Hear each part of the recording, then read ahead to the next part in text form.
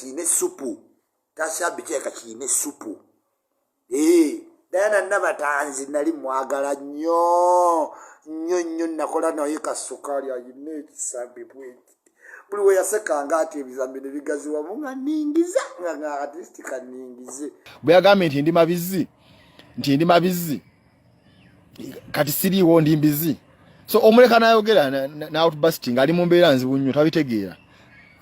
yabala bubi nti yalowooza nti ajja genda akola okwanjula bigwerawo so kati kyamukutte kati alajana akimanya emyaka 5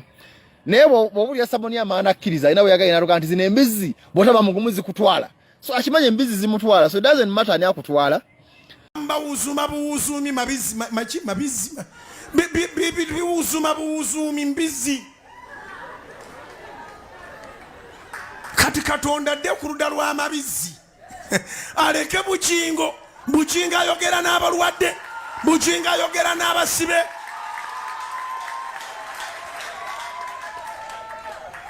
era amabizi gagambye wakusibwa emyaka 35 amabizi gadda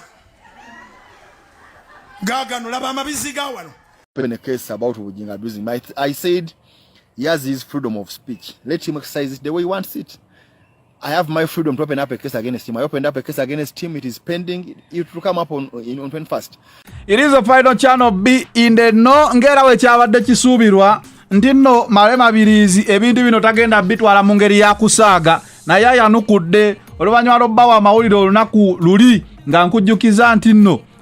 pasita Bujingo yavumye Malema Birizi kankuwa akatambi kano owulire okwevuma kuno gye kugenda okukoma naye nga ye Malema Birizi naye aziza omuliro n'agamba olimbira ddala olimba nja kulemerako paka last. In a case about Bujinga abusing, I said he has his freedom of speech. Let him exercise it the way he wants it. I have my freedom to open up a case against him. I opened up a case against him. It is pending. It will come up on 21st. So no matter byavuma simanyi nvumye ki ateka akati oyo mu mabizi, it doesn't matter. Byonna byogere. It doesn't matter. Kimbabuza bwe yagambe nti ndi mabizi kati siriwo ndi mbizi. So omuleka nayogera na outbusting ali mu mbeera nzibu nnyo tabitegeera yabala bubi nti yalowooza nti ajja genda akola okwanjula bigwerawo so kati kyamukutte kati alajana akimanya emyaka 5 naye bw'obulya Saboni amaana akkiriza alina bwe yagala naluga nti zino embizi bw'otaba mugumuzi kutwala so akimanya embizi zimutwala so it doesn't matter ani akutwala but point is waliwo case eri mu court so we cannot waste more time. Bujingo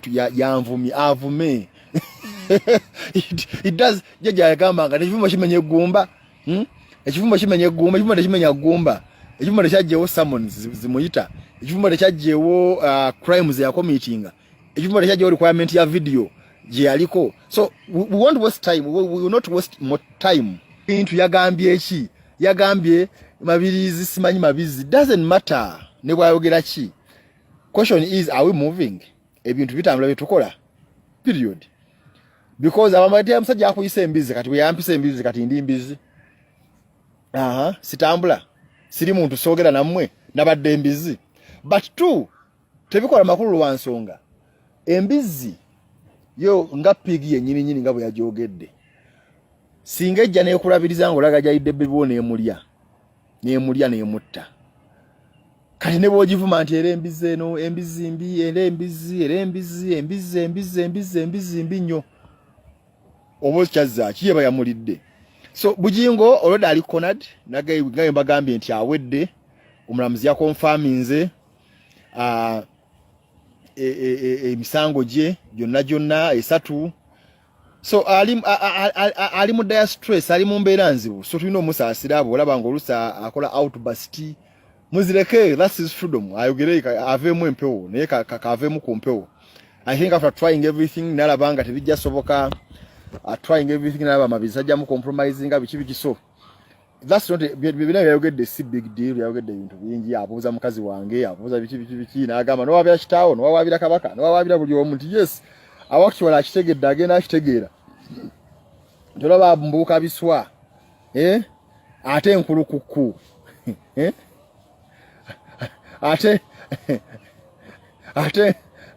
ate nkulukuku so agenda kitegera so mwembazima bagamba nti Bugingo yakuvumye yes yanvumye ne mvumwa it's normal okunvuma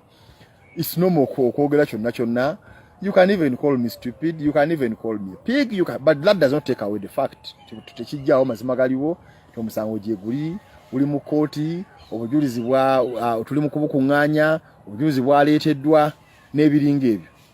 okitegeera kati kansooka enziremu ono but counsel how comes we are discussing the case that is before the court on social media now no law prohibits citizens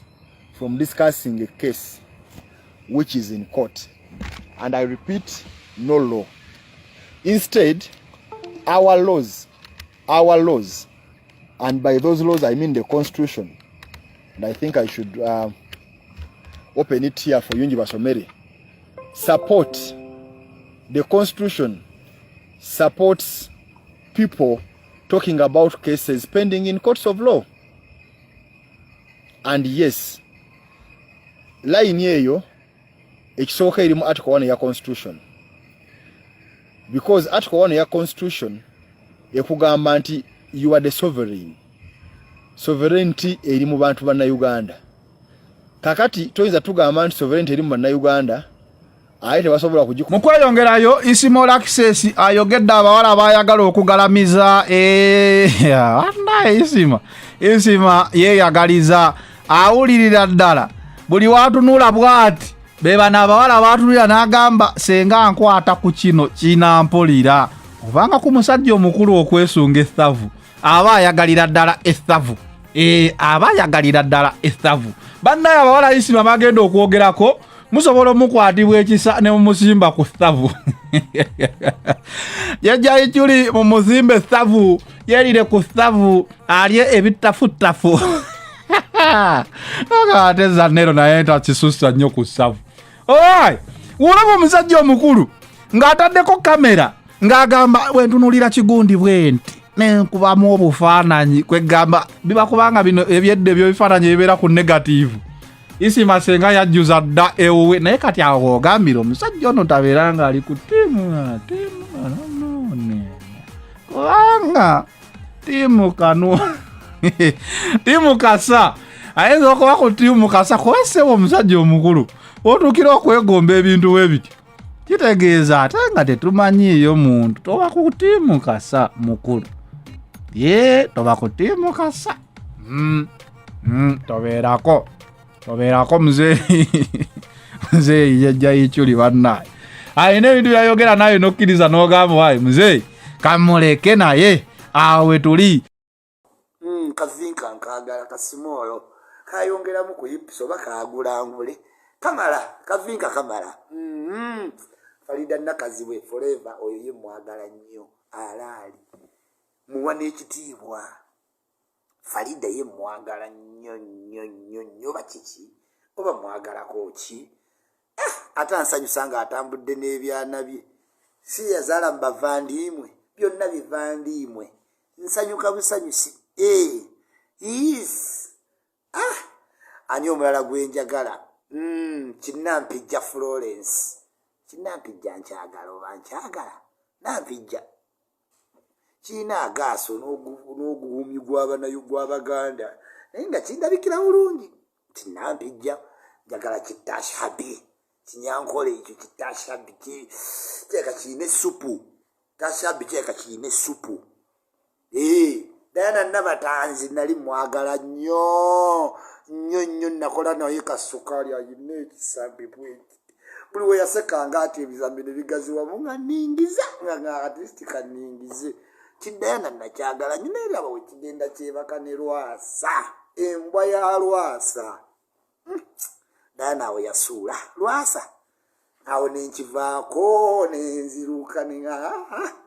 kaneyongereyo nenjagala kino kireipi simanyi bindeeba omusajja nakiwasa nenyiga naye nenkyagalirayo kibindeeba kiremipi kinsanyusa remipi ansanyusa Fifi the Queen kansanyusa kayina hips nene bweyiwane kali katerera nsubuga yasinga olya watermelon mu kibuga alya bwanywa kuba akaana ako kayina hips nene Fifi the Queen akona konkagala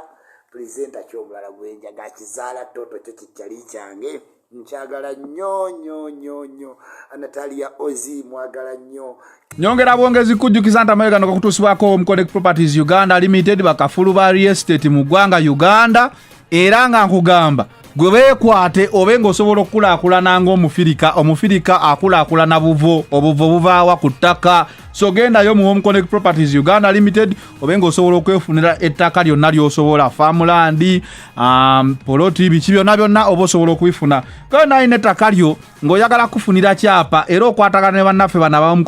Home Connect Properties Uganda Limited basobola okugobera ku kyapa kyo ne kifuluma gwayagala okuzimba pulani z'amayumba biki byonna bikwasa abo bannaffe aba Home Connect Properties Uganda Limited bajja kuba bakolerako ddala bulungi nnyo. Nyongera okujjukiza nti okyali ku final channel subscribinga commentinga likinga nenye nkugamba bugambi nti happy new year webale nnyo 2021 twayambala engule yaffe twafuna award era katwatandika ogoba kwa award eddako ebera y'aba subscriber million namba tukyali mu 10 kitegeeza olugendo lukyali luwanvu nnyo naye kasita ndutambula nammwe tujja lutambula mpola tulabe nga tufuna na award eyo. It is the final channel. Be in the know. I sign out.